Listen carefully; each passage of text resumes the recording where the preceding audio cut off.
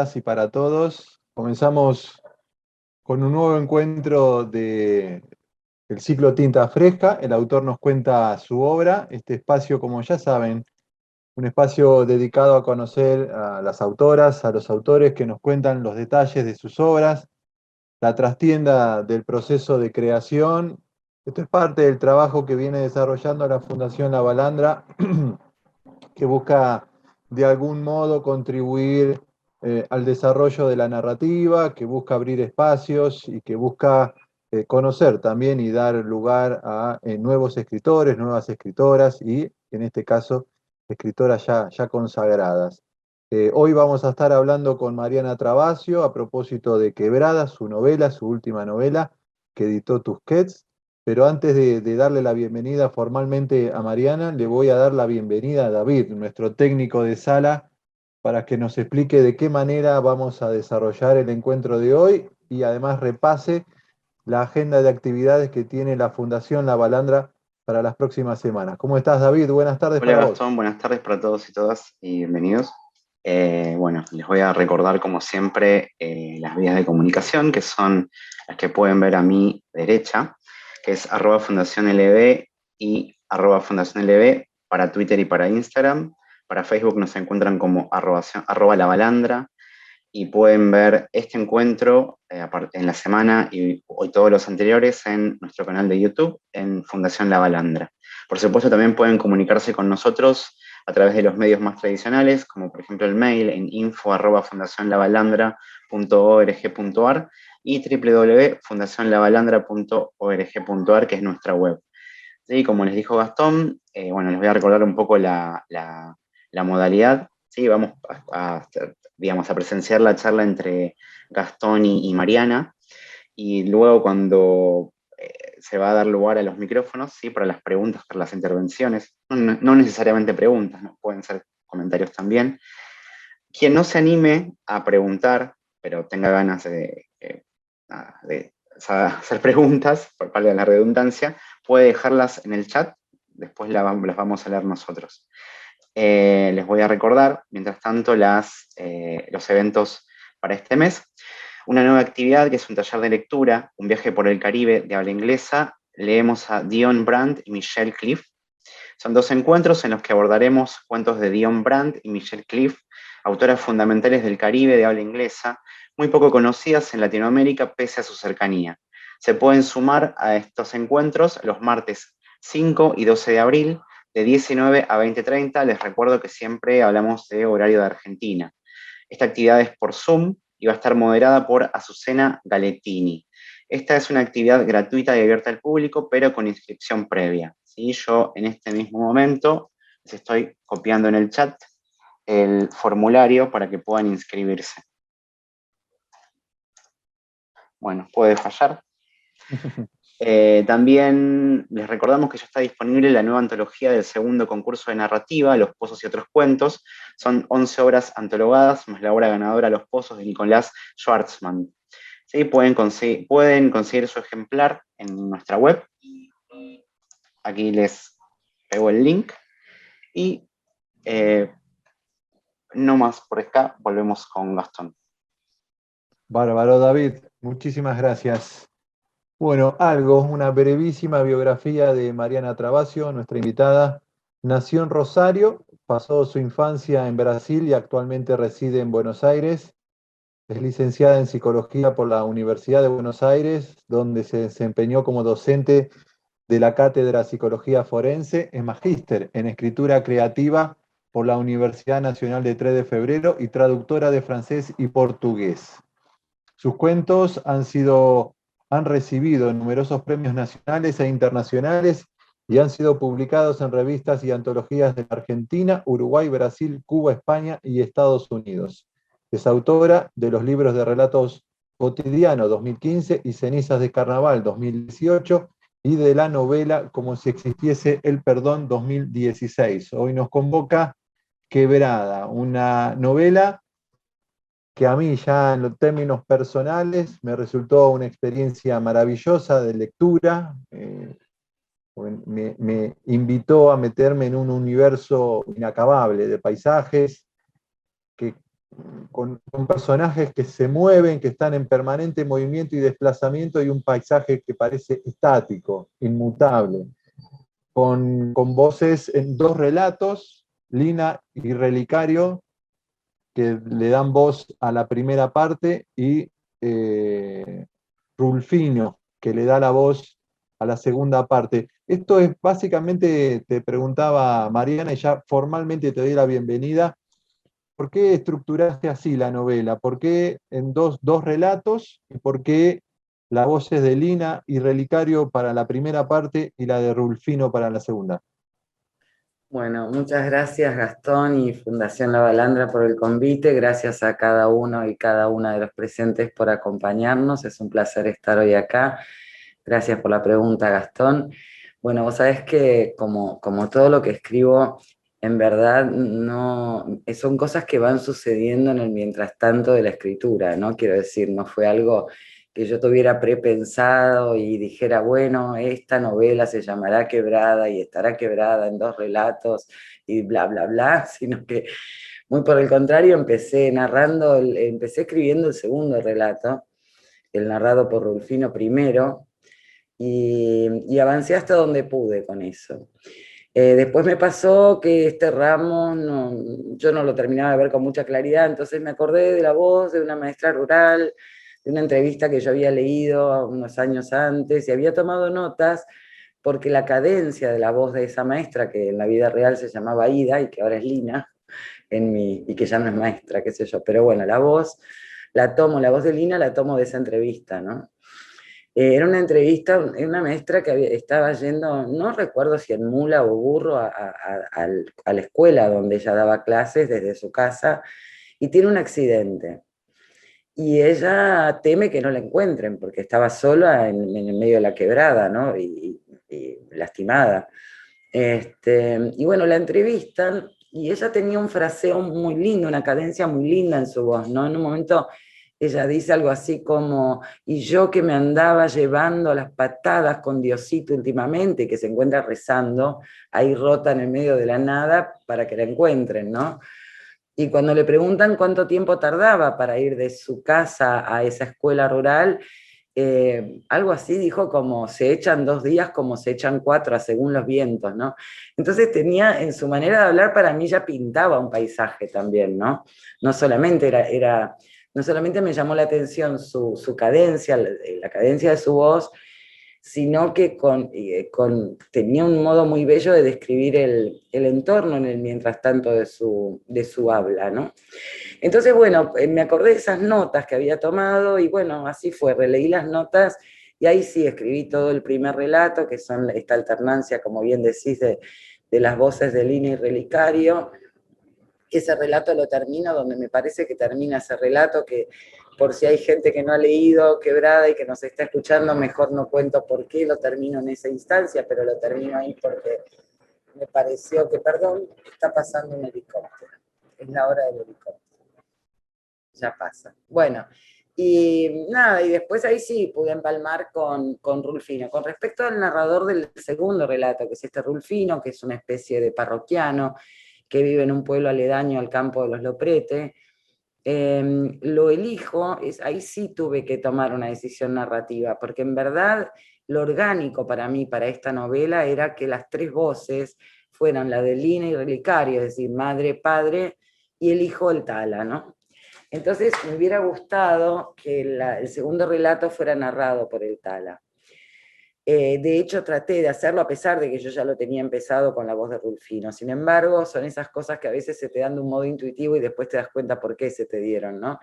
Tuve que respetar la voz de Rulfino porque eran tantas las cuestiones que había que narrar en ese segundo relato, porque se trataba de reponer el pasado del Tala y narrar su presente y su futuro también, al mismo tiempo que reponer algunas cuestiones que hacían a ese entorno, ¿no? De los Lopretes, del pueblo, de reponer historias mismas del pueblo, bueno, en fin, todo eso, el Tala me resultaba insuficiente, porque era un ser prestado de alguna forma, o alguien que no era claramente de allí. Entonces elegí este narrador testigo, seguí adelante con este narrador testigo para el segundo relato. Bueno, algo de eso. Hay un vínculo que se da entre los personajes y la muerte, no sé si tiene que ver también con lo insondable del paisaje, los ejemplos de lo que pasa con Camilo, lo que pasa con los padres de Relicario, el vínculo que tiene Relicario con esos padres, o con la muerte, parece que no hay frontera entre los vivos y los muertos, hay como una especie de continuidad. eh, Particularmente lo vi en ese diálogo que tiene Relicario cuando va a buscar a Lina. Bueno, habla como si lo estuviese ahí, y es una cosa maravillosa el enojo que le hace, que le despierta a la madre, y la paciencia que le tiene el padre a Relicario, ¿no? Y me pareció tan maravilloso, imposible no imaginarse a esas dos personas ya muertas que acompañaban al hijo en búsqueda del amor que se le había ido, ¿no? Pero al Tala le pasa lo mismo con esa especie de tío, ¿no? Como se vuelve loco y le reaviva los fantasmas del pasado. Pero me pareció genial esta especie de mundo indivisible entre los vivos y los muertos, como que hay una continuidad. Sí, hay una presencialidad, ¿no? De los Mm, muertos, como si estuvieran vivos, como si siguieran vivos, sí, en efecto.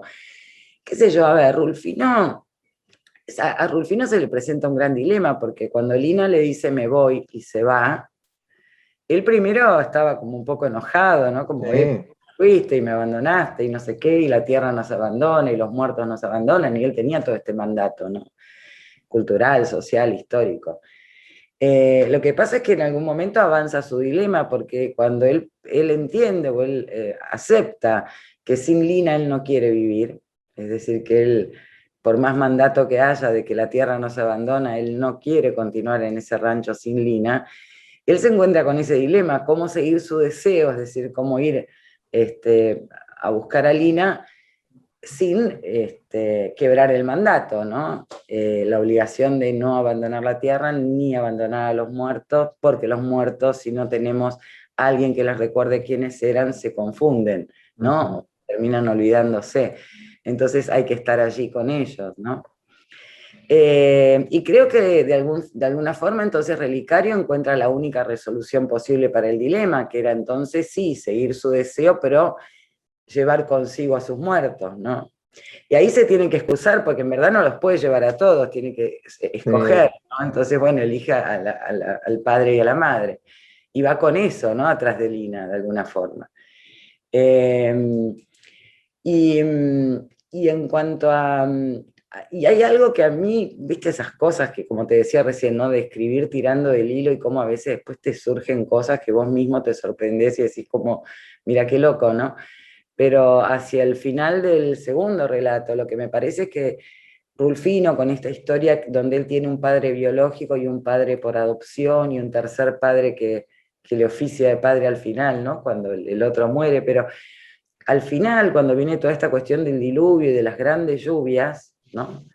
sí, Eh, Como a él también le aparece el miedo de que se le confundan los muertos, ¿no? Que era algo que le decía el papá, el ojo ujú, con las aguas, no sea cosa que los cajones terminen flotando y mezclándose y confundiéndose los padres, ¿no? Entonces hay algo de las raíces en juego ahí también, ¿no? ¿Y qué pasa con esto?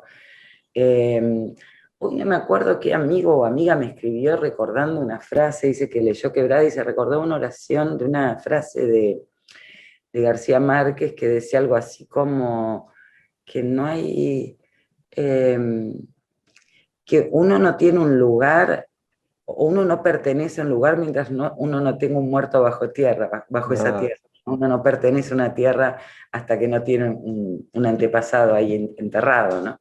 sí, Eh, a mí todo este tema es un tema que me conmueve mucho, que me vuelve. Yo creo que a veces son los temas con los que cuando nos sentamos a escribir tropezamos, ¿no? Muchas veces, porque me traía recuerdos. El otro día tuve un encuentro en un club de lectura en Refugio Literario, y no me acuerdo ahora qué pregunta me habían hecho, pero sí que me trajeron un recuerdo. Cuando yo tenía algo así como 29 años, estaba una vez en Sicilia y la había ido a acompañar a mi hermana a un congreso. Entonces, mientras ella trabajaba, yo paseaba. Y, Y me acuerdo que en uno de esos paseos me subí a un micro de estos que te llevan de excursión y me llevaron al cráter del Etna, ¿no? Ajá. Que está activo. Y lo que nos decía el chofer, mientras que íbamos ascendiendo, nos mostraba como pequeñas aldeitas, ¿no? De pocas casas, 4 casas acá, 5 allá, muy sueltitas en esa ladera del volcán. Y lo que nos decía es, este volcán está activo y cada tanto la lava arranca, arrastra, quita todas estas casitas que vemos, pero hay como una persistencia, ¿no? Cada quien luego vuelve a construir su casita en el exacto lugar donde vivía, ¿no? Ahí quieren volver a esa raíz, a ese núcleo, y allí vuelven a hacerla, ¿no? A pesar de que saben que en algún momento serán arrancadas nuevamente, ¿no?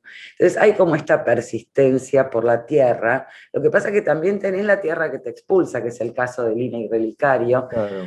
y todo el tema de las migraciones, ¿no? Y digo, siempre me gusta distinguir entre lo que sería un viaje o una migración optativa, en el sentido de tengo los recursos, quiero probar suerte en otra parte, voy a hacerlo, y me parece a mí que es completamente diferente de la situación de aquel que nace en un lugar donde la tierra lo expulsa, ¿no? Forzosamente, donde no hay una opción a quedarse, digamos, donde realmente sos expulsado, ¿no? Y como ahí empiezan estas errancias y estos caminos donde vos vas buscando la tierra alternativa, ¿no? Tu lugar en el mundo, un otro lugar posible, ¿no? Y qué es lo que va pasando allí con el humano en esos devenires, ¿no? Porque muchas veces lo que haces es pasear tu extranjería por el mundo, Sí. poder enraizar, ¿no? Nuevamente. Ahora, ¿por qué? ¿Por qué te atrapa? Me imagino que habrás pensado, es recurrente en tu literatura, en tu obra, geografías insondables, personajes que de alguna manera van rivalizando con su propio destino, ¿no? ¿Encontraste algún motivo por qué, bueno, te atrapa tanto y necesitas escribir tanto sobre este tipo de escenografías, por decirlo de algún modo? Bueno, a ver, el tema me sobreviene aún en otro tipo aún en urbano, quiero decir, también tengo como cuentos que retoman el tema. No es un tema que yo me imponga a escribir, ¿eh? Ajá. Yo me siento a escribir alguna Se cosa te muy impone. y me lo voy tropezando por el camino. No sé si a vos te ha pasado, a mí cuando una lectura me deslumbra, te hablo como lectora, ¿no? Cuando encuentro una pluma que me deslumbra, me agarra una voracidad, ¿no? Digo, quiero más. Y Sí. me ha pasado en distintos momentos de mi vida lectora que entonces trato de agotar toda una obra, todo lo que consigo de una determinada obra. Y cuando hago ese ejercicio de lectura así como más sistemática de una obra, me pasa que encuentro que ese autor o esa autora, al final es como que nos terminan como pivotando o girando en torno a 2 o 3 o 4 asuntos que se ve que lo interpelan o le interpelan, y bueno, y la peripecia cambia, y el género cambia, y el tono, y como vos quieras, pero hay 3 o 4 temas que Sí. están rondando, ¿no? En esa Son obra, tópicos de su obra, de tópicos de las obras. sus lugares comunes, por decirlo de Sí. alguna manera. Y Sí, es como, y vos decís, ¿pero esto cómo se da? Y ahí te acordás de Bolaño, ¿no? Roberto Bolaño, que en un momento decía, nunca escriba los cuentos de uno en uno, porque si usted escribe los cuentos de uno en uno, usted corre el riesgo de escribir el mismo cuento hasta el día de su claro, muerte. claro. Hay algo ahí que evidentemente es así. Yo digo que es una piedra que uno tiene, un par de nudos. Yo creo que son los lugares donde la vida nos detuvo, donde nos detuvimos, sea en los caminos de lectura, también en lo vital, en lo personal vital. Pero digo, me parece que hay como unas detenciones. Me acuerdo ahora de otra cita, Chico Buarque, en un libro hermoso que tiene que se llama Leche derramada. Él repite 2 o 3 veces una noción, en una de las veces lo dice así, dice, pero si a los viejos nos agarra demencia senil, no, los viejos no repetimos por demencia senil, repetimos porque hay cosas que no paran de ocurrir en nosotros hasta el final de la vida, ¿no? Estas piedras, esos anclajes, esos nudos que te han realmente detenido, que te han significado algo, y bueno, y con los que entonces inevitablemente vas a tropezar a la hora de escribir, quieras que no, y aunque lo evites, de alguna forma va a aparecer, lateral, principal, secundario, en algún lado va a estar. Y también como lector, digo, me parece que como lectores, ¿no? También a la larga vamos a estar dialogando a lo mejor más profundamente o más genuinamente con determinadas lecturas, con determinadas búsquedas estéticas, ¿no? Porque creo que también pasa por una búsqueda estética todo Sí, esto, claro. ¿no? De como Sí, lectores y como personas que escribimos, qué sé yo. hablando de esa búsqueda estética, la prosa es una prosa, primero que tiene mucha estética, esto como lector disfruté muchísimo, hay una búsqueda por el cuidado, por el término, pero también imagino un trabajo muy, muy fuerte de fondo, porque no es una prosa, una narrativa que uno encuentra en una literatura urbana de la que uno habitualmente, ¿no? La voz de Lina, la de Relicario, no hablan como hablas vos, por ejemplo, habla como esa docente rural. ¿Cómo trabajaste esa voz? Porque hay una búsqueda por los términos, por la representación desde otro lugar, desde otro anclaje, que me imagino que debe haber sido un desafío importante. Lo entiendo así yo, me imagino, capaz que a vos te resultó como autora un trabajo un poco más sencillo, pero digo, es complicado porque es una mezcla de paisanaje con términos de las comunidades, digo, ¿cómo trabajaste ese escenario lingüístico para esta novela? A mí la escritura en general se me da de un modo muy auditivo.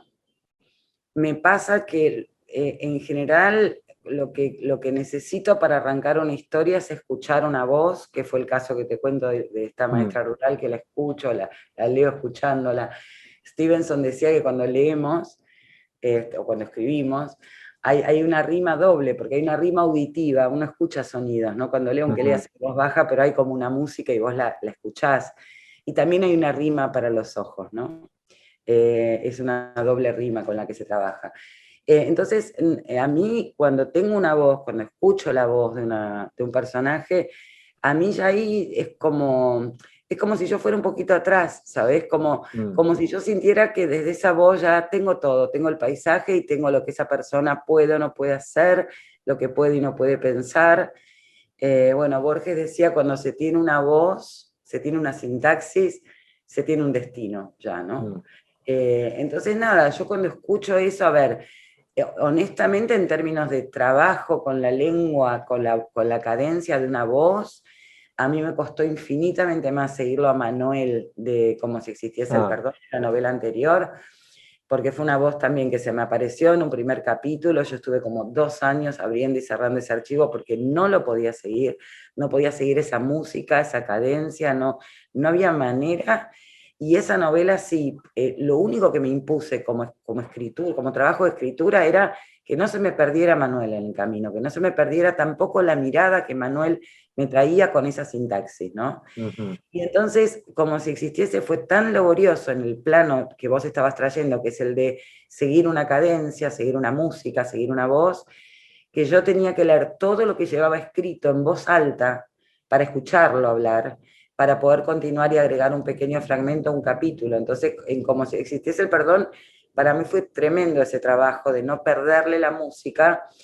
Y me pasó algo que no me pasó nunca, ni antes ni después, que fue que, bueno, como tenía que leer todo, claro, al principio no era mucho, pero hacia el final de la Claro, novela, cada vez que quería agregar medio párrafo, un capítulo, me tenía que leer toda la novela. claro, Y me pasó que cuando la terminé de escribir me la recitaba entera de memoria, claro. pero por cómo fue el trabajo de escritura con esa novela.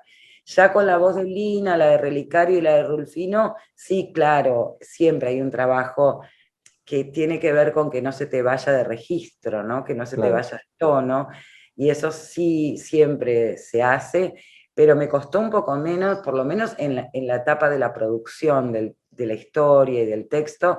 Después sí, yo, qué sé yo, tengo como una cuestión medio obsesiva de hacerle 400.000 correcciones posteriores para ajustar cosas, ¿no? Pero me costó un poco más en ese plano que vos estás trayendo, la de como si existiese el perdón, la voz de Manuel. ¿Qué lugar? Uno piensa en Quebrada y piensa, bueno, en nuestro norte argentino. Ahora tengo el privilegio de hablar con la autora. Es exacto, ¿qué lugar es la Quebrada, no? Exactamente, ¿qué representa Quebrada? Uno imagina que es el norte argentino por la escenografía, lo árido, lo desértico. pero no sé si exactamente es esa quebrada, es ese lugar. ¿Dónde queda? ¿Dónde está situado No esta queda, historia? no está en ninguna No está en parte. ninguna parte, ¿no? Quebrada Esa, ficcional, claro. claro. Ambas novelas, ninguna tiene marcas ni geográficas ni temporales. Ujú, Yo últimamente ando confesando que la realidad es que no le pongo marcas ni geográficas ni temporales específicas, porque a mí me da mucho tedio cuando estoy escribiendo tener que ajustarme a variables concretas, palpables, ujú. recognoscibles. Por ejemplo, me acuerdo que estaba escribiendo una novela que ocurría alrededor de 1950 en el sur de Estados Unidos, de una loca que la encerraban en un psiquiátrico. Pero bueno, la marca temporal 1950 y geográfica sur de Estados Unidos, de golpe a mí me obligaba a cartografiar cosas. Me pasaba de estar escribiendo un capítulo y yendo a googlear cómo eran los tachos de basura en Estados Unidos en 1950. Claro. Cuando yo me encuentro que estoy, en vez de escribiendo, yendo a buscar la info de cómo era en tacho, me pudro, me aburro, me embolo y digo, no va por acá y la abandoné. O sea, son de las cosas que no me gusta hacer en la escritura. Sé que hay muchos colegas que van más por ahí, ¿no? Como de anclar, pero a mí me pasa que me entedio con eso, ¿viste? No, me gana el hastío y no puedo, me encantaría poder, pero no puedo.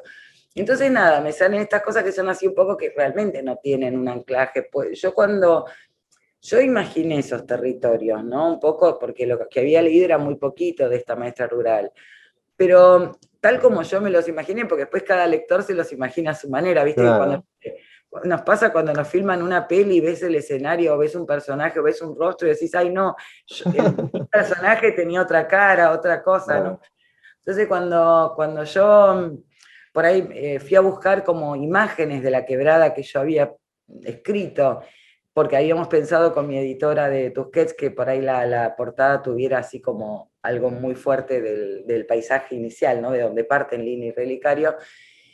Y yo empecé a buscar, y no, encontré más cerca del Valle de la, no, sí, el Valle de la Luna, bueno, algunos paisajes sur de Bolivia, era lo que más se me acercaba y no encontraba por otras partes, ¿viste?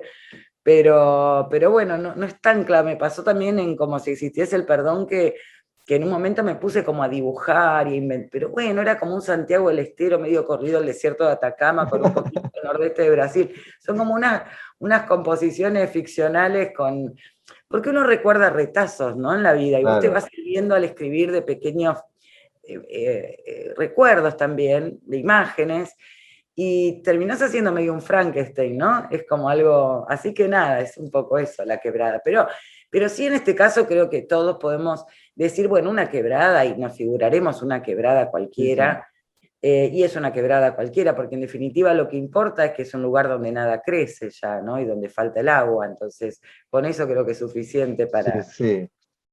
¿Cuánto tenés de Lina? Digo, no en el personaje, pero sí, digo, porque uno también se siente interpelado en algún sentido, ¿no? Como esta cosa de hacia dónde ir, qué rumbo tomar. A veces uno se empantana y dice, che, yo tengo que salir de acá, ¿no? Aunque no sea una noción espacial, sino una... Me hizo gracia, me encanta tu pregunta y me hace gracia respondértela, porque después de escribir Quebrada encontré, no me acuerdo que estaba buscando en la computadora, yo tengo medio un caos de archivos de muchas épocas, a veces no soy muy prolija con eso.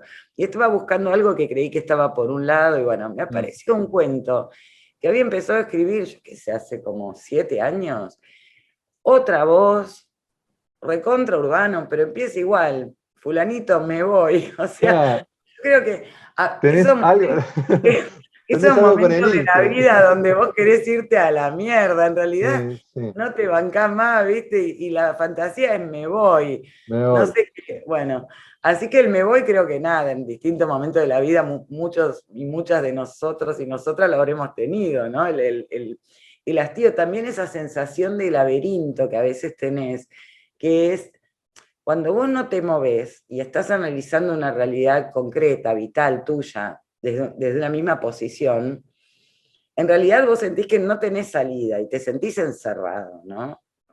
Ahora bien, cuando empezás a caminar, empezás a ensayar un camino, decís, me voy, aunque sea te vas a la esquina, a la otra esquina, a, no sé, ¿me entendés? A pasear un rato, ya el cambio de punto de vista, la salida, ¿no? El camino, que algo de esto dice por ahí, no sé si es la bruja, que le dice, bueno, cuando uno se echa a andar florecen los caminos, ¿no?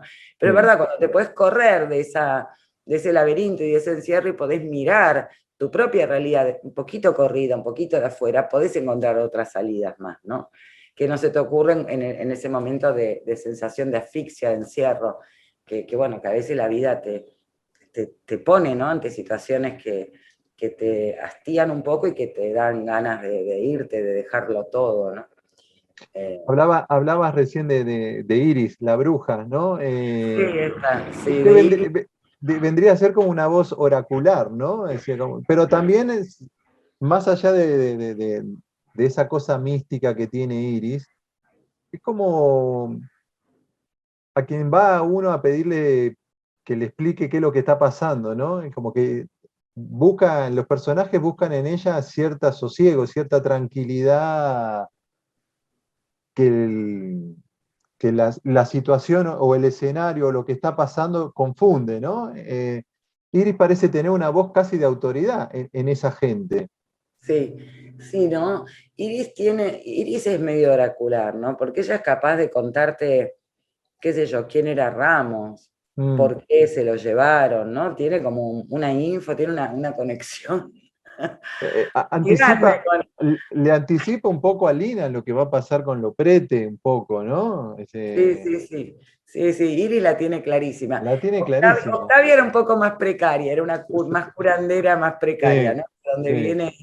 Pero esta Iris es de tenerle respeto, porque además me acuerdo que es un personaje que yo lo quise traer acá, o me lo volví a tropezar, pero con ganas, porque viene de como si existiese, que ahí hay una escena que es cuando la mujer del Oprete, la esposa Ofelia, hablando con la bruja, que era la única que más o menos la calmaba, ¿no? Y un día Sí. le dice a Iris, le dice, ma, que lo parta un rayo, ¿no? Y después el pobre Loprete se va con el caballo y lo parte. Literal, Y ahí la literal. gente medio que cuando entraba Iris a la hacienda se persignaba, ¿no? Oh, Prácticamente sí, que no se le sí. fuera a ocurrir otro deseo asiago a Doña Ofelia. Así que sí, Iris es como una bruja, una gran bruja, de mucho tenerle respeto, ¿no? De gran sabiduría también. Lo que queda claro hacia el final, sin contarle, para aquellos que no han leído, contarle el final, pero da la sensación como que el destino te alcanza siempre, hagas lo que hagas, intente lo que intentes, cuando llega, llega y te queda poco por hacer frente a ese destino, ¿no? Sí, sí, son personajes absolutamente, digamos que las decisiones que toman, porque toman decisiones en definitiva, incluso Relicario abandonó, Sí, negocia con abandonando a algunos Carlos muertos, también. sí, sí, Pero sí, a ver, yo sentía mientras que escribía la novela que estos personajes, cada uno hacía lo que podía hacer desde quien era, ¿no? Desde la formación que había tenido, el origen que tenía, cómo pensaba. Digo, en ningún momento a mí se me planteó que Relicario hubiera tenido más alternativas, o cuando estaba escribiendo la historia de Lina, de pensar que Lina tenía 1000 opciones, ¿sabes? Como iba sintiendo que iban tomando las opciones que podían, bueno, como todos nosotros, que siempre las tomás en función de un montón de circunstancias, de quién sos, de ujú. dónde venís, cómo pensás.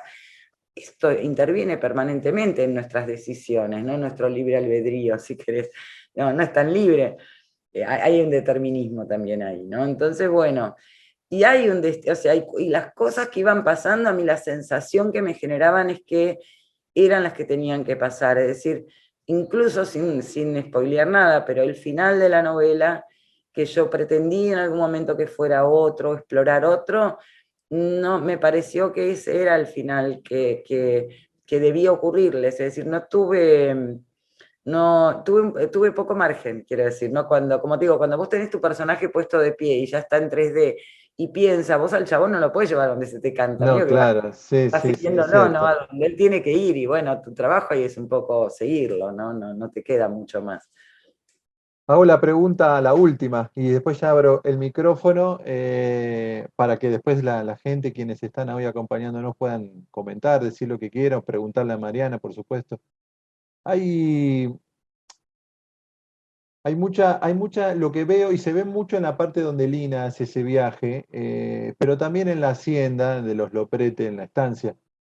Mucha hermandad, mucha colaboración, una colaboración que parece estar inmanente en los personajes, ¿no? Cuanto más inhóspito y más hostil es el ecosistema donde se desarrollan, más la búsqueda de empatizar y de colaborar y de ayudarse, ¿no? Eso se da también en casi todos los personajes, ¿no? De ayudarse en ese destino hostil que le tocó en suerte, ¿no?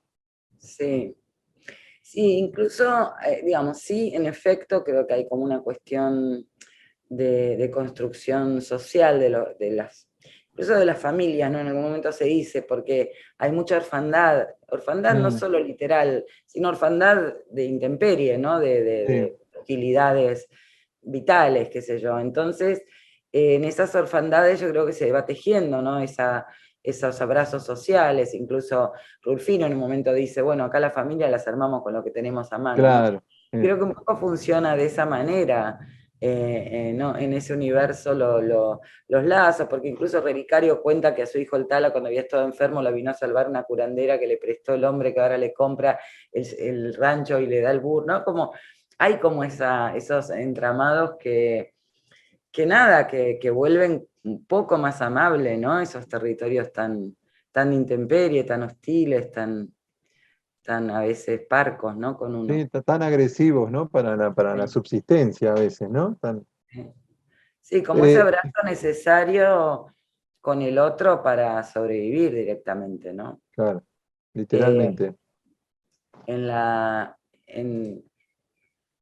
yo no me acuerdo exactamente en cuál estudio fue esto, pero el hombre antes, el prehombre, el hombre prehistórico, ¿no? Estaban encontrando como cadáveres de hombres con el hueso soldado. Y que el hueso, un fémur, estuviera soldado, quiere decir que alguien se quedó a su lado a curarlo para Mm, que pueda volver a caminar. Si no, ese hueso, si no hubiera muerto con el hueso roto, ¿no?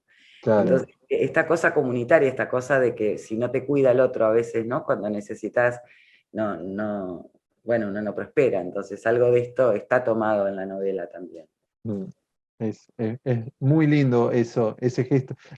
Se ve más en Lina, ¿no? En Lina que en esa búsqueda hacia el mar, que también es un sueño utópico, ¿no? Esta cosa de Sí, la que la lleva a movilizarse, ¿no? Este deseo de conocer un deseo casi, sí, utópico. Iba a decir ingenuo, pero los sueños no son ingenuos, ¿no? A ella la impulsó a cambiar su vida. Encuentra mucha ayuda en el mientras tanto, ¿no? Una ayuda que incluso logra que termine reencontrándose con su hijo después de muchos años. sí. Eh, Abro el micrófono y le pregunto a David si hay Sí, preguntas. ¿Tenemos preguntas? tenemos una Sí. pregunta, si está Ricardo Rivera, si quiere activar la cámara, le invitamos a hacer su pregunta. Buenas tardes. Hola, Eh, Ricardo. bueno, lo que me quisiera saber es si bueno, si la cultura de Brasil le lleva a influenciar para hacer su trabajo y, bueno, otra cosa también que tengo curiosidad es cómo puede crear algún lugar que es ficticio este, bueno, sin mencionar algún tiempo. Gracias, Ricardo, por tus preguntas. Sí, yo creo que sí, que mi infancia en Brasil me influencia todo el tiempo. A ver, en distintos planos y de distintas maneras, pero por ejemplo, yo me crié en San Pablo, que es enorme y que en aquel momento, en la década del 70, estaba en pleno desarrollo industrial, ¿no? Muy grande, estaban construyendo fábricas todo el tiempo. Y el nordeste de Brasil en ese momento, el Sertão, era un poco sinónimo de sequía y había mucha migración interna, ¿no? De gente que venía del nordeste de Brasil a San Pablo a buscar trabajo, porque se decía que allí había trabajo y de hecho, sobre todo en fábricas, había bastante trabajo, ¿no? En ese momento. Y sí me crié mirando mucho y oyendo mucho historias de ese nordeste seco, de conocer personajes muy melancólicos con lo que había, con la tierra que habían dejado. Me acuerdo de una señora que se llamaba Iracema, de un recuerdo de verla en un almuerzo, sentada en una mesita de fórmica a un costado de una fábrica con la manito así, un sombrerito naranja y escribiendo cartas a todo lo que había dejado en su sertón, ¿no? Entonces esos ojos melancólicos, esas historias de desarraigos forzosos, los tengo como muy presentes, sí.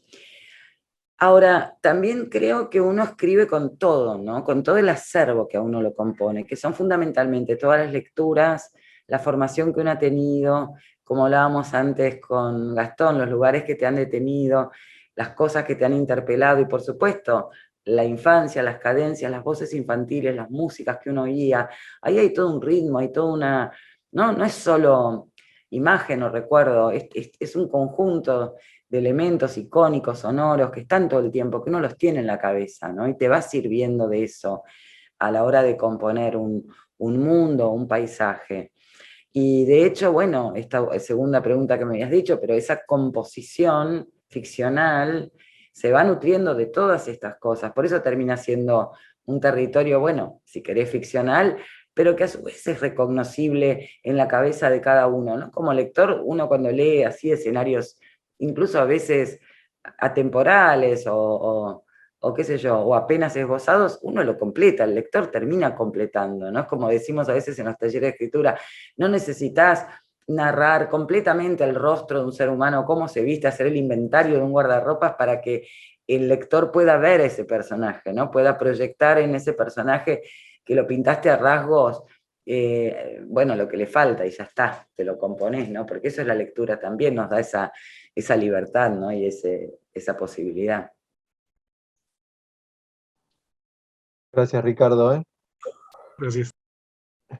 ¿Alguien más quiere preguntar? Con confianza, abre el micrófono. No sé si queda alguien más, David. Yo, Sí, me habían Graciela. avisado por el chat que seguía. Bueno, un placer, Mariana, encontrarte acá. Yo ya te he visto en otras oportunidades. Y bueno, me gusta mucho la idea que mencionás vos. No voy a hablar de Quebrada porque todavía no lo leí, estoy esperando para leerlo. Pero sí una idea que vos mencionás, que es esto de tirar del hilo cuando escribís, ¿no? Que me parece muy, muy interesante, a mí me abre mucho esa idea. Entonces te quería preguntar sobre tu rutina de escritura, ¿no? Si tenés una rutina o no, y si, cómo lo planteás, ¿viste? Si es que a vos te surge, como vos decís, una voz o una idea y entonces te pones al instante, o si todos los días, ¿cómo lo encarás? Mira, yo escribo, a ver, primero gracias por tu compañía y gracias por tus palabras. Cuando escribo una novela, el caso de Quebrada, como si existiese, y una que estoy comenzando ahora, me pasa que me agarra medio por el pescuezo, o sea, son historias, no son largas, porque yo escribo medio, hago bastante elipsis, pero sí me llevan un tiempo, ¿no? Y son historias que me atrapan a punto tal que si me voy a dormir muchas veces me desvelo y me digo, no, anda a sacar a los personajes del quilombo en el que los dejaste, ¿qué haces durmiendo? Anda para allá. Y medio que no tengo horarios, ¿viste? Ahí, entonces es como medio sin solución de continuidad. Interrumpo para cuando voy a trabajar, a hacer, pero si no, estoy como todo el tiempo ahí en ese mundo, ¿no? Es como me agarra de esa forma.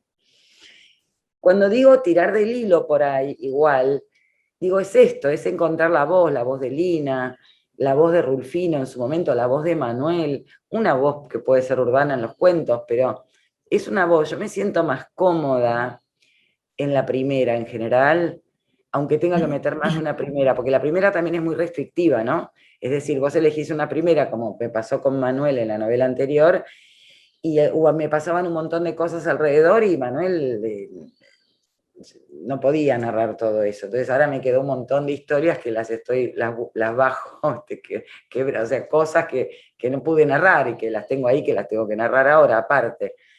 Pero bueno, por ejemplo, en Quebrada son 3 primeras porque fue la manera que pude componer la historia desde primera. Si no, claro, podés elegir una tercera, una segunda, a veces lo hago más en los cuentos eso.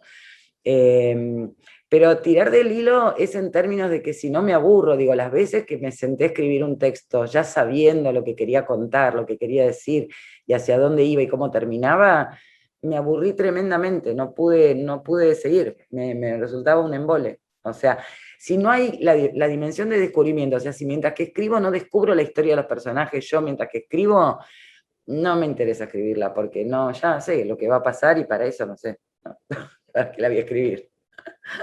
Algo así me pasa. No sé si contesta tu pregunta. Pero... Sí, excelente, sí, sí. Muchas gracias. A vos, por la compañía siempre, gracias.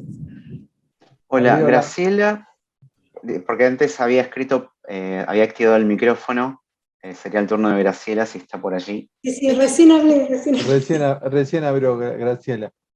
¿Puedo? Ahí veo la No, mano creo que había levantada de Beatriz, Mercedes. Beatriz. Ah, Sí. Beatriz. Beatriz. Sí, sí. Hola Mariana, parece, no he leído, no conocía tampoco tu novela, pero bueno, espero leerla. Me parece sumamente interesante.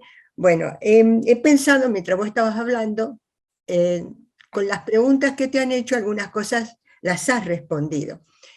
Pero cuando vos empezaste al principio a darle tanta importancia a la palabra y que tenés que escuchar, te pregunto si te grabás, porque me imagino que cuando uno escribe tiene que escuchar la significación de todo el vocabulario y que el vocabulario se escuche muy hermoso, porque si se escucha hermoso, se lee hermoso. Esa sería una pregunta, si te grabás para fijarte en el audio. La otra pregunta sería, ya que por lo que he escuchado, los personajes están tan bien definidos, tan bien personificados y desde adentro de lo que piensan, de la formación de cada personaje, de cómo viven, de cómo se enfrentan al destino, sí, allí ha influido mucho porque creo haber escuchado que tu formación, una de tus formaciones, porque tenés varios estudios, es el de psicología. Y otra pregunta que también en el comentario lo había escuchado, que los personajes tienen un destino, que al fin y al cabo llegan y tienen ese destino y no tienen otra salida en la quebrada. Eso creo haber entendido, tal vez entendí mal. Si crees que es así, si la vida te da una identidad y te da un sinfín de circunstancias, como en ese lugar que tal vez uno se lo imagina como el noroeste argentino, una cosa así, o Bolivia, o Atacama, una cosa así, ya no sé si vivís con ese destino y no lo podés cambiar. Bueno, por ahora esas preguntas, no sé. Muchas gracias, Beatriz. No, a vos. Vamos de a una, entonces. Sí. Si me grabo. No, yo no me grabo, pero vos sabés que de un tiempo a esta parte me he encontrado... A ver, yo siempre corrijo en voz alta, es decir, imprimo el texto y Eso leo. escuché. Bueno, entonces eso sí lo hago, pero de un tiempo a Sí. esta parte escribo en voz alta, que es algo que no me había pasado antes. O sea, mientras voy escribiendo escucho que estoy murmurando. Me pasó porque el otro día estaba una hija cerca mío y me dice, ¿con quién hablas? Le digo, no, hija, estoy escribiendo, pero no sé, se ve que ahora escribo en voz alta, así que Claro. ya directamente no solo corrijo en voz alta, también escribo en voz alta. Es un lindo método. Escuchando a medida que se produce. No llegué a grabarme, por ahí de acá a unos Sí, años. no, bueno, pero parecido, está sí, bien, me grabo. está bien. Porque a veces al escribir una palabra no queda bien con la que sigue, pero si uno se escucha, se da cuenta. Sí, sí, efectivamente, es muy importante para mí Sí. la cosa Sí. como auditiva y por lo tanto sí, verbal, oral, ¿no? Sí. Bueno, bueno, después, eso con respecto, después me preguntaste sobre mi formación como psicóloga, si me ayuda a componer los personajes. Yo no sabría decírtelo a ciencia cierta, un poco, Beatriz, como hablábamos recién, ¿no? Yo creo que uno escribe desde todo el acervo que uno tiene y Sí, que lo compone. Seguro. Yo supongo que, bueno, claro, los años de clínica psicológica, trabajo forense, que yo, bueno, tal vez en algún lado está esa mirada, ¿no? No es algo de lo que yo me sirva conscientemente, sin dudas es como las lecturas que tenemos que nos murmuran por la Sí. cabeza, nos quedan, ¿no? O como Sí. esos recuerdos infantiles. Bueno, la formación de uno sin duda en alguna parte está. Y uno echará mano, pienso yo, tal vez, ¿no? Cuando escribís, pero no es algo que yo haga de manera consciente, es algo que debe suceder como sucede que me sirvo de todo lo que me compone. Por eso yo siempre digo que cada uno de nosotros debe escribir, Sí. porque lo que uno no escribe, no lo escribe nadie más de esa manera, porque Exacto. hay una huella en la escritura, ¿no? Sí. Cuando vos lees, yo hablo como lectora, cuando leo, yo reconozco, ¿no?, la música de un determinado autor o autora. Vos sabés, cuando estás leyendo o cuando leíste obra, a quién pertenece ese texto. Hay algo en la respiración, hay algo en la cadencia, hay algo en lo que hablábamos con Gastón antes, los temas que se rondan y todo, que vos decís, acá hay esto, ¿no? Es esta pluma. Claro. Entonces, bueno, ¿y eso de dónde nace? Porque es bastante misterioso, ¿no? Yo cursé una maestría en escritura creativa, éramos 30 compañeros. Al final de la maestría, después de compartir 2 años, 2 veces por semana, 4 horas por vez, nos dabas un texto de cualquiera de nosotros sin la firma abajo y podíamos reconocer quién lo había escrito. Claro. ¿No? Entonces, y hay algo, como decía Borges, ¿no? La creación poética es misteriosa, decía Borges, reducirla a una serie de operaciones del intelecto no es verosímil. Porque en el fondo uno puede después tratar de explicar, echar mano, dar cuenta de sí, porque yo escribí, yo quise poner, y yo pega las pelotas, vos escribiste como pudiste. No, pero tal vez en 2 palabras, en dos palabras personificás a la persona. No hace falta a veces escribir mucho. No, yo sé, no digo la descripción literal, pero nada, Sí. digo de la composición del personaje, ¿no? Que termina Sí. siendo un poco misterioso de dónde cada uno de nosotros nos Sí. servimos a la hora de escribir. Sí, y la importancia de las lecturas. El que no lee no puede escribir, no sabe escribir. Barthes tenía una frase hermosa respecto a esto, ¿no? De la escritura como nacida desde la lectura, decía, lectura y escritura tienen una relación nupcial, de procreación. Exacto, ¿no? exacto. Y en efecto es así, digo, Sí. sin lectura no hay escritura. Y es más, estamos escribiendo el mismo libro colectivamente, porque Totalmente. uno lee, digamos, uno trata de escribir lo que leyó, le parece que está incompleto, y esto que uno escribe nunca es completo, y otro lo va a leer, ¿no? Y es como una carrera de poder escribir. Sí. A veces creo que estamos escribiendo el mismo libro, ¿viste? Todos el mismo libro. Escribimos el mismo libro. Sí. Bueno, Beatriz, y acerca del destino, a ver, no sé si entendí bien, yo tal vez no entendí bien. Yo creo Esos personajes que sí, que están, tienen ese destino y nada más. Creo que hay un destino que, sin embargo, también ellos tenían. Uno puede pensar que ellos habrían tenido otro destino de no moverse de la quebrada, que era su destino, en definitiva, primordial hubiera sido no moverse de la quebrada, seguir yendo a cuidar a sus muertos allí. Claro. Creo que intentan un cambio en ese destino. Creo que a partir de allí se encuentran con otras cosas por el camino. Ahora, un poco el mar en Lina, y como que puede ser a la vez, como decía Gastón, que un lugar utópico, si vamos a las coplas de Manrique, ¿no? Nuestras vidas son los ríos que van a dar en la mar, que es el morir. Digo, en definitiva, el mar también puede ser esa estación final, y que como tal ya no podemos hablar, porque, digamos, ese sí es un destino de todos nosotros, aunque no sepamos ni cuándo ni cómo. Pero eso sí que está seguro al final del camino, ¿no? Exacto. Entonces, bueno, de ese destino no escapamos. Ahora, que Lina y Relicario trataron de salirse del destino esperable en la quebrada y buscar otro, bueno, el ejercicio del intento estuvo, ¿no? Digo, se puede pensar de 1000 maneras, ¿no? También. Sí. Bueno, muchas gracias, María. A vos, Beatriz. Gracias, Beatriz. Ahí pusiste un orden, David, veo, de oradores o de gente que quiera preguntar. Sí, la que sigue es Mercedes. Hola Mariana, hola a todo el mundo. Mariana, muchas gracias por esta reunión y a la gente de La Berlanda también. La pregunta que yo tengo es prácticamente técnica, si se quiere, y medio modesta. Vos dijiste al principio que digamos que te había llamado mucho la atención la voz de una entrevista que escuchaste, o que leíste, no sé. Sí. Y bueno, la fuerza que había tenido esa voz, esa musicalidad y esa cadencia para vos. Le diste esa voz a un personaje. Ahora, yo me pregunto, me imagino que habrás tenido que o no, que investigar mucho más sobre esa voz, o con una entrevista, escuchando una entrevista de una persona, vos te dio la suficiente cantidad de material como para poder darle voz a un personaje, íntegramente la voz a un personaje. En ese caso, si es que investigaste, cómo investigaste, a dónde recurriste, o si es nada más que vos la asumiste y que la continuaste con tus propios recursos, más allá de que fuera efectivamente las palabras, los términos que se usaran en realidad. Gracias, Mercedes, por tu pregunta. Mirá, Mercedes, ni siquiera una entrevista, porque yo lo que tomé nota de la entrevista fueron 3 oraciones que me llamaron mucho la atención por la gramática. Yo todo lo que necesito para tirar del hilo es una gramática. Con 2 oraciones a mí me alcanza, porque yo después lo que sigo es una música.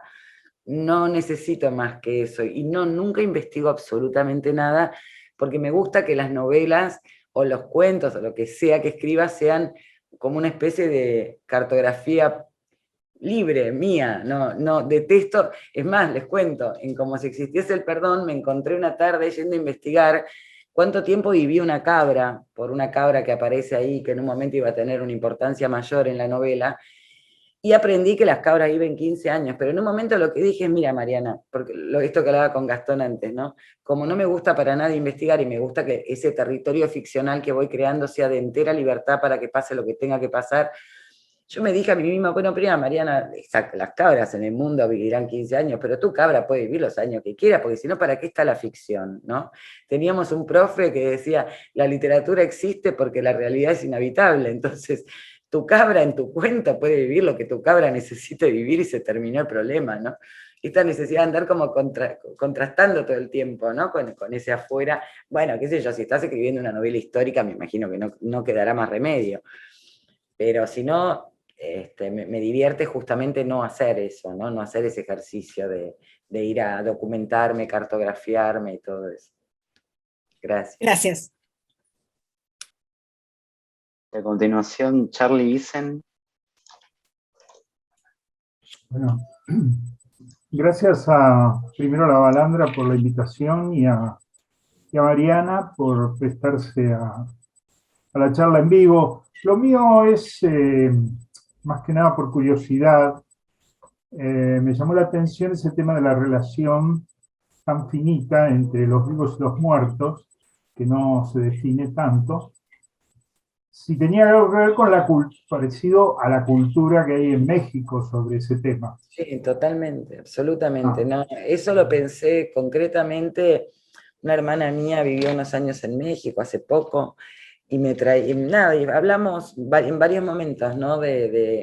Para ella era como un tema novedoso, y sí, a mí esto se me vino claramente a la cabeza cuando empecé, al principio nomás, cuando el relicario le dice a los muertos no se los abandona, y toda esta cuestión de llevarles lo que hayan tenido en vida y todo, me vino así, literalmente. Sí, porque cuando lo contabas, me vino a mí esas imágenes de esa cultura, ¿no?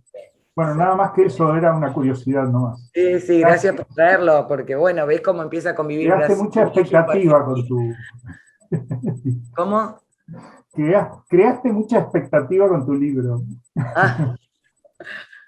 Espero no defraudar demasiado, ¿viste? Cuando la expectativa es muy alta. Bueno, eso va a depender de cada lector, cada ¿no? lector, claramente. Vos ya hiciste tu trabajo.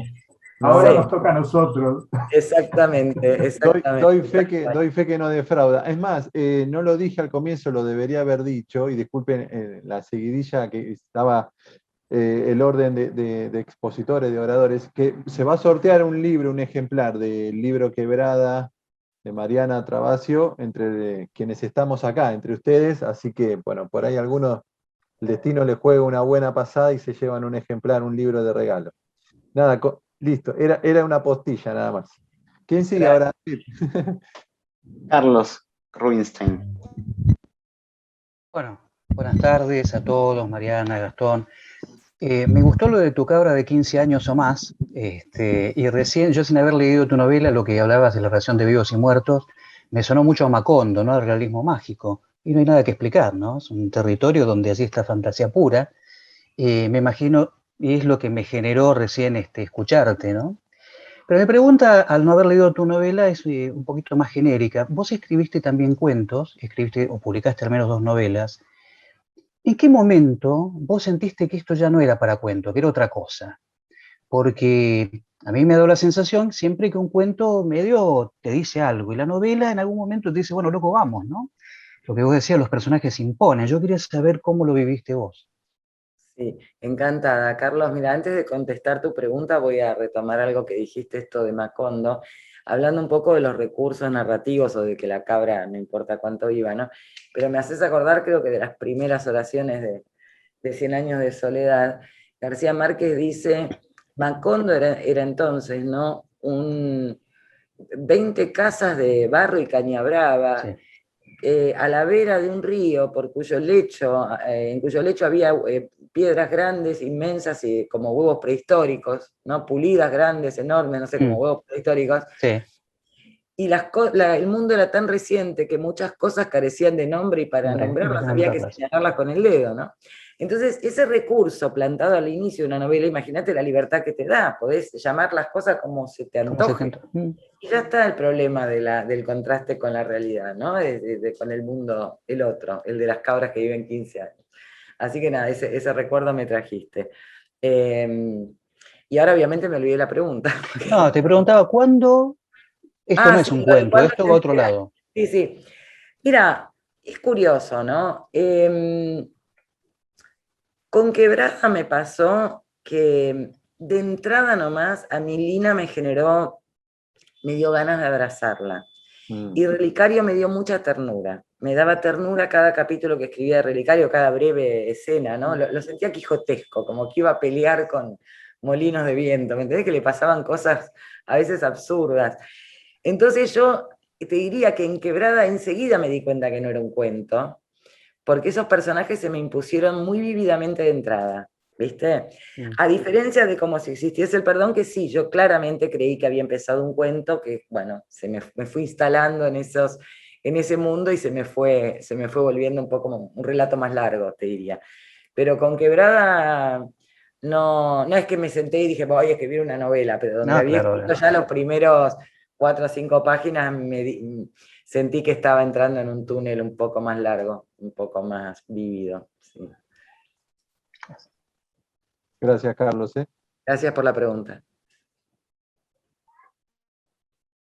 Ahora viene Rafaela Cante. No le anda el micrófono. Se tiene que desmutear, Rafaela. Ahí está. Gracias.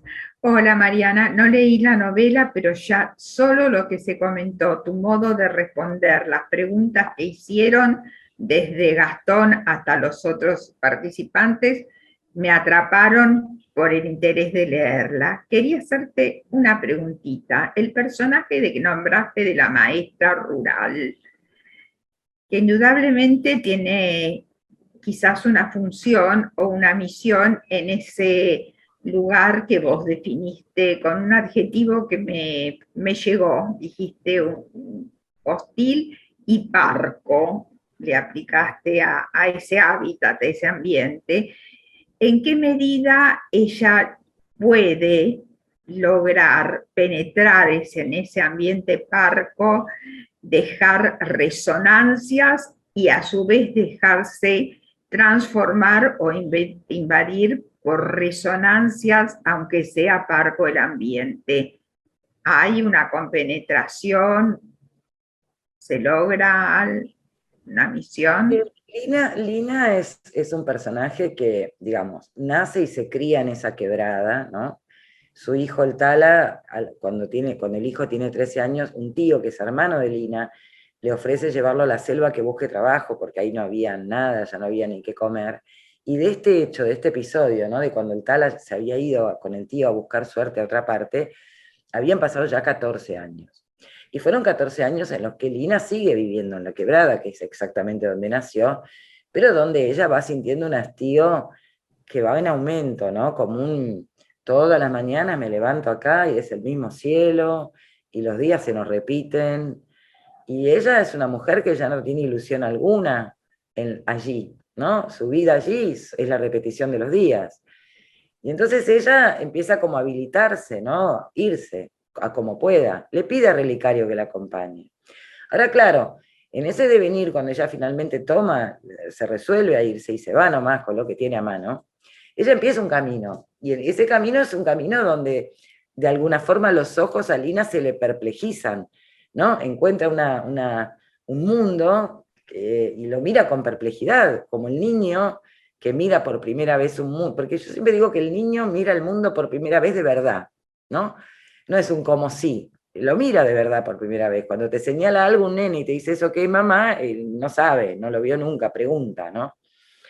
Y Lina, de alguna forma, es esa niña, ¿no? Cuando empieza a caminar, ella nunca había salido del territorio de la quebrada, no conocía otra cosa afuera.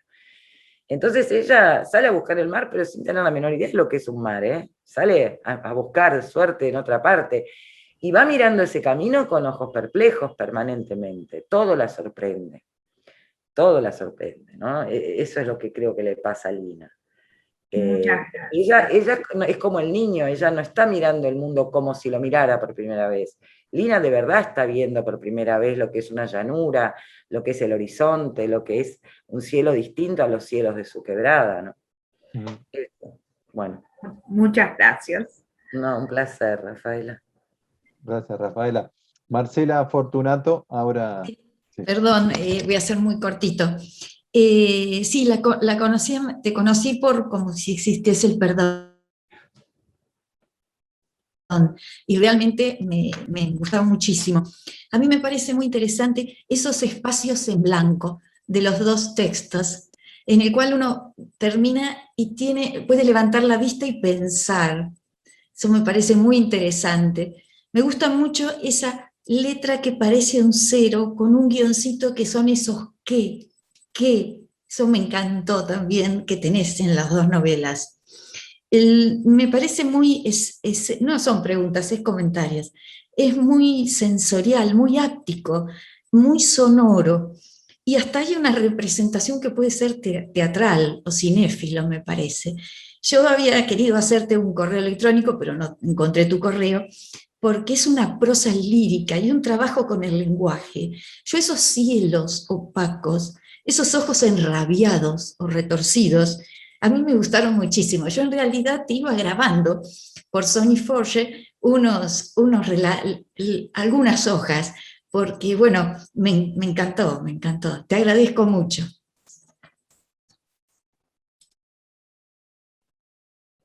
Qué hermoso. Marcela, te agradezco. Un abrazo gigantesco que me llegó hasta acá. Infinitas gracias por tu lectura atenta, cuidadosa, tan amorosa y tan de mirar cosas que me parece que a mí también me importan, así que qué hermoso como lectora, ¿no? Y justamente Roland Barthes dice a veces que hay que levantar la vista y pensar, ¿no? Mira, ¿no? Bueno, eso yo creo que es lo que a mí me pasa mientras escribo, porque como escribo cortito, porque necesito respirar yo también de lo que acabo de escribir y a ver cómo sigue esto, ¿no? Como hay algo ahí que creo que nos pasa en ese doble carril, ¿no? De cómo está escrito y de cómo se puede leer. Pero bueno, como siempre decimos, ¿no? Que un texto es una mitad, ¿no? Es una mera proposición. El otro día escuchaba a mi editor de España que dice que cuando él edita un libro siente que es como una botella que él tira al mar, que vaya uno a saber qué lectores se encuentra, si encuentra, qué diálogos se establecen, si se establecen, ¿no? Y a mí me pasa como lectora que cuando abro un libro, a mí me interesa mucho el aspecto sintáctico de esto, ¿no? De la música, de un texto, más que de que va el libro, la trama, me atrapa mucho la gramática. Y me pasa que a veces uno establece esos diálogos que son como encuentros genuinos, ¿no? Entre almas. Yo digo que los libros, y aparte, perdón, pero volviendo a los vivos y a los muertos, nos da la posibilidad de dialogar con unos cuantos muertos que están muy buenos, seguir charlando con ellos, ¿no? Sí. Así que bueno, gracias Marcela, porque es hermoso el comentario que me regalaste. Bueno, llegamos a... Sí, no sé si hay alguien más que quiera intervenir. Nunca mejor me dicho. Que había una persona. Sí, nunca mejor dicho. Ahí está Marta García, creo, no sé si levantó la mano o está aplaudiendo. No sé. Marta García, sí. Las dos cosas, levanta la mano y aplaude, es así como. Acá leo un comentario de, bueno, que hemos hablado con Ricardo, dice que bueno Ricardo. que escribió, sí. A ver, Ricardo, nuestra cultura mexicana, digamos, hay algo muy latinoamericano, ¿no? Yo creo que, bueno, que va circulando de distintas maneras, ¿no? En nuestras culturas, pero que nos vamos nutriendo. Pero, a ver, Ricardo querido, Rulfo, o sea, yo amo a Rulfo y a mí me ha pasado de que no hay un año donde yo no revisite a Rulfo, a ver cómo hace el Rulfo con la lengua. Me dan ganas de revivirlo para increparlo, agarrarlo de las solapas y preguntarle por qué nos escribió tan poquito, con la magia que hace con la lengua ese hombre, por Dios. Ese hombre que apenas se adjetiva, pero que sin embargo con las construcciones sustantivas, con las comparaciones, con la precisión con la que elige los sustantivos, los verbos, ¿no? Él tiene un cuento que se llama El Paso del Norte, en El Llano en Llamas, donde es, bueno, justamente, mira, hablando de esto, es un hijo que se despide de su papá, le dice voy a cruzar la frontera con Estados Unidos porque no tienen ni para comer, ¿no? Y resulta que lo matan en ese cruce de frontera, México-Estados Unidos, y como Rulfo hace hablar a los muertos porque es divino, porque el padre, pues el pibe le cuenta al padre, ¿no? Padre, no, nos mataron. Pero el pibe no le dice al papá, papá, nos iluminaron con la linterna y entonces nos pescaron y nos mataron. Padre, nos alusaron, dice. Vos fíjate el verbo alusar, ¿no? Si ese verbo no encierra todo el acto de iluminar con, nos alusaron, no está la luz entera ahí. Así que aguante México. Sí, gracias. Sí, es un poco parecido como Pedro Páramo, sobre todo, que es el que habla más también como la relación entre vivos y muertos. Bueno, es más bien más de... Sí, es Pedro Páramo, pero bueno, sí, sin dudas. Lo que pasa es que Rulfo con la lengua hace lo que quiere, ¿no? Digo, nos erige un Pedro Páramo donde cuando nos adentramos por primera vez como lectores, en verdad es raro, porque uno lo sigue a este muchacho que va a Comala, y tarda un poco en entender que está todo ahí, que son fantasmas, ¿no? Que está todo ya muerto. Y ahí se produce un extrañamiento hermoso, ¿no? Que es lo que nos deslumbra muchas veces como lectores, ¿no? Claro. Y ahí es donde vos, como si querés escribir, son de esos textos que te pones a despanzurrarlos, a abrirlos, a mirarlos, a decir, ¿cómo hiciste esto? ¿Cómo pudiste escribir esto? ¿No? Es absolutamente, bueno, nada, son las fascinaciones, creo yo, ¿no? Que nos instalan como lectores, ¿no? En la vida. David, queda algo más, ¿no? No sé si Marta García, porque yo le activé la cámara, pero si quiere como intervenir. Sí, hola, ¿qué tal? Bien. Hola, Marta. Hola, ¿cómo andan? Hola, ¿qué tal? ¿Cómo les va? Hola, Mariana. Hola, Marta. Hola, ¿qué tal? Era, más que nada, interesantísimo todo, ¿eh? Todo. Mariana, vos en un momento decís que en todo el tiempo, en todo el proceso de escritura estuviste muy conectada con la escritura al punto de a veces no poder dormir o hasta no resolver cierta situación con los personajes. ¿Es así siempre? O sea, todo el proceso de la novela hasta el final, porque por ahí o te das permiso para detenerte y después seguir, o qué es lo que recomendás vos, ponerle esto, estar todo el tiempo conectado, o sea... Yo creo, Marta, que cada persona que escribe tiene su propio ritmo, proceso, que creo que así como lectores somos muy singulares, también como la escritura nuestra es singular también, ¿no? Y yo creo que por ejemplo, que incluso dentro de una misma persona, a mí me ha pasado, de tener diversos procedimientos a lo largo de los años, como cuando vos te querés definir, dices, sí, yo escribo de 7 a 9, no, las pelotas, al otro año escribí de otra manera, y al otro año te pintó, y cada texto te va proponiendo como también distintos caminos y te interpela, porque, a ver, lo fundamental, yo ahí sí te diría este ensayo de Duras, que se llama Escribir, donde ella ahí lo que dice es, loco, uno se abre así y está con el corazón abierto, y mientras que vos escribas desde la herida profunda de algo que te interpela, eso es todo, ¿no? Ahí hay escritura, dice Duras, ¿no? Ahí es donde ahí se puede producir alguna novedad en la lengua, cuando vos te habilitas esto. Y a mí me van pasando distintas cosas. Por ejemplo, cuando yo estoy empezando un texto, sea cuento, novela, siempre los primeros párrafos son duros, uno está buscando esa cadencia, uno está buscando la música, uno no la tiene dada. Entonces a veces son días que escribo poco, 1 hora, 2 horas, un rato, ensayo, me enojo, no me sale, bueno, al otro día vuelvo, a la tarde vuelvo, a la noche vuelvo. Pero hay un momento donde eso toma ritmo, eso entraste en la historia. Ya los personajes están de pie, ahí a mí me agarra, que me atrapan por el cogote. O sea, ahí yo puedo estar haciendo otra cosa porque tengo que hacer otras cosas, tengo hijos, laburo, yo, nada. Pero mi cabeza está todo el tiempo ahí, todo lo que puedo. Y todo lo que puedo estoy en la máquina escribiendo, pero porque me pasa así de una cosa de fruición. Pero bueno, me han pasado también momentos en ambas novelas, por ejemplo, donde me empantano porque hay una escena que no la estoy pudiendo resolver, o porque no la estoy pudiendo mirar, o no la estoy pudiendo ver, y a veces es una semana entera sin sentarme a escribir, solo pensando cómo hago con esto, ¿no? Claro. Me pasó con La tormenta de Como si existiese el perdón, fíjate la boludez, pero esto lo dice Rulfo también. Yo tenía que narrar una escena a la que había llegado, y era de noche y llovía. Era de noche y llovía, yo no veía un carajo, porque era de noche y llovía. ¿Cómo haces para ver si es de noche y llueve? No se ve. Entonces yo no veía ni la carreta, ni los chabones, no veía nada. Entonces estuve una semana preguntándome, ¿cómo hago si no lo veo? Y me acordé de Rulfo, que en un texto muy breve que se llama El desafío de la creación, él dice que está la imaginación, que está muy bien la imaginación, pero que a veces hay que poder mirar, ¿no? Entonces, ¿qué hice? Agarré un papel, un lápiz, y dibujé la tormenta, dibujé los hombres, dibujé los caballos, dibujé la posición relativa de la carreta respecto de cada personaje, porque en ese momento tenía una veintena de personajes dando vuelta y era un quilombo. Y cuando tuve eso dibujado en el papel, pues pude sentarme a narrar la tormenta. Pero si yo no la veo, y esto sí no nos pasa, cuando narramos, aparte es muy notable, cuando algo lo ves más o menos y te sentás a narrarlo, lo narras para el orto, porque no lo estás viendo bien, lo estás viendo más o menos, entonces lo vas a narrar más o menos. Entonces también es eso, ¿no? Que cuando vos ves la escena, acá adentro te la estás imaginando, no importa, ¿no?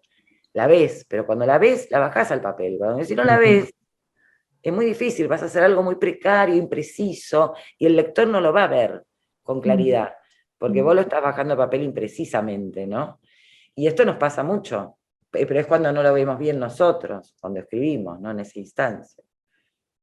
Clarísimo. Gracias. Gracias por todo. Gracias a vos, Marta. Gracias. A ver, pues ya estamos pasados y le pedimos disculpas a Mariana, le habíamos dicho un tiempo. Creo que es lindo recorrer algunas de las preguntas que están haciendo en el chat, o por lo menos comentarios y referencias. Dice Mariana Inés Sonco. Hola Mariana, genial escucharte, realmente interesante conocer tu experiencia, más bien cómo vivís la escritura. Muchas ganas de leer este libro. Por casualidad, ¿das talleres de escritura? Sí, empecé el martes pasado un taller en la librería Notampuán, que es donde yo daba prepandemia, ¿no? Después, durante la pandemia, seguimos por Zoom 1 año, porque ya la cosa grupal por Zoom después no. Así que nada, seguí después el 2021 con talleres individuales por Zoom, cosa que sostengo, pero grupal presencial empezamos 1 hora en Notampuán, que son 6 encuentros, y supongo que después sí, el segundo semestre del año empezaré otro. Ahora estoy un poco atorada con todo, con todas las cosas. Con todas las cosas. Dice Rafaela, con la película Coco, muchos niños incorporaron esa relación entre vivos y muertos en la tradición de México. Eudris. ¿Cómo? ¿Quién dijo lo de la película? Rafaela Cante. Ah, Rafaela, que habló, sí. Que preguntó, sí. Sí.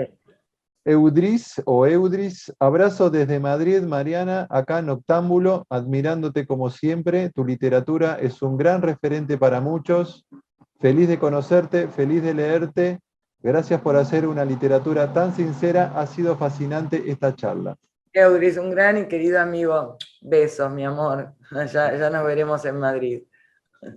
Juan Esteban, trayectoria incluido en Cotidiano, de los mejores cuentos que he leído en los últimos años. Felicitaciones y gracias por compartir tu experiencia como escritora. Genial.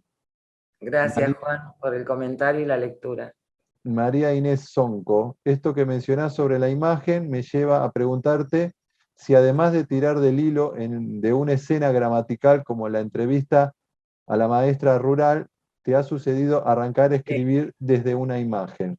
Sí, totalmente, Marinés. Digamos, el otro, si no se dispara desde lo gramatical y auditivo de una voz, sí, claramente desde una imagen.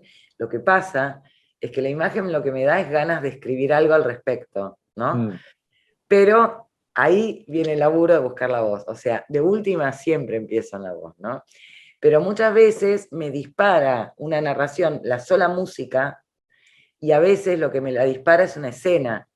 Lo que pasa es que nosotros por fuerza en la literatura tenemos que trabajar con las palabras, esa es la macana, que no podemos salir a pintar un cuadro, ¿no? Entonces cuando desde un arte más sincrónico, ¿no? Como a nosotros cuando, no sé, a mí me pasa cuando veo un cuadro o una fotografía o una escena en la calle incluso, me agarra como esa cosa de sincronía, que vos estás viendo todo junto en la imagen, ¿no? Y algo te pega y vos te quedás con un cuadro, decís, ¿cómo alguien me puede conmover así con esto? O sea, es algo que uno lee en el cuadro, ¿no? Más allá de que después los cuadros se puedan leer, ¿no? Que tengan como un recorrido, pero hay un impacto que es como sincrónico. Pero nosotros en la literatura, como en la música, son las artes que por fuerza tienen la diacronía, ¿no? Entonces no podemos decirlo todo junto. Y eso entonces hace que cuando una imagen a mí me impacta y parto de esa imagen, porque me parece que esa imagen contiene una historia que está toda ahí narrada, muchas veces para mí el desafío es ver si puedo descomponer esa imagen en esta diacronía de una narración y si el impacto sobrevive a lo diacrónico de la literatura, ¿no? Pero bueno, pero por fuerza la música tiene que aparecer, porque si no, ¿quién lo narra, no? Si no tenemos esa cadencia. Bueno, y después siguen felicitaciones, agradecimientos, así que bueno, y el agradecido soy yo, Mariana, te pido disculpas nuevamente nos hemos pasado, pero tiene que ver también con el entusiasmo de la gente y bueno, también la charla nos fue llevando un momento hermoso que hemos vivido, en lo personal muy contento, un placer enorme escucharte, Mariana, de leerte, estuve esta semana disfrutando de tu libro, la verdad, una lectura apasionante, muy vivencial, uno vivía esos personajes. Yo también sentí mucha empatía con Relicario, te lo digo ahora que ya termina me dio mucha pena Relicario todo el tiempo. Vos tenías ganas de abrazar a Lina, yo al Relicario, me dio mucha pena. Sí, Relicario me da ternura, me dan ganas de acunarlo. Sí. A la otra la abrazaba más así, pero Relicario... Es verdad. Y agradezco a todas y a todos haber presenciado esta charla. Nos vamos a estar viendo en otro encuentro seguramente. Y bueno, les deseo buen sábado y el mejor domingo para todas y todos. Muchas gracias. Perdón, pero yo quiero agradecerte, Gastón, por toda la coordinación del evento y por la coordinación ahora. Fue impecable y hermosa. Y a cada uno y cada una, por cada pregunta y por cada mirada, muchísimas gracias. Fue un placer inmenso. Se me pasó volando. Gracias a vos, Mariana. Un beso grande. Adiós. Cuídense.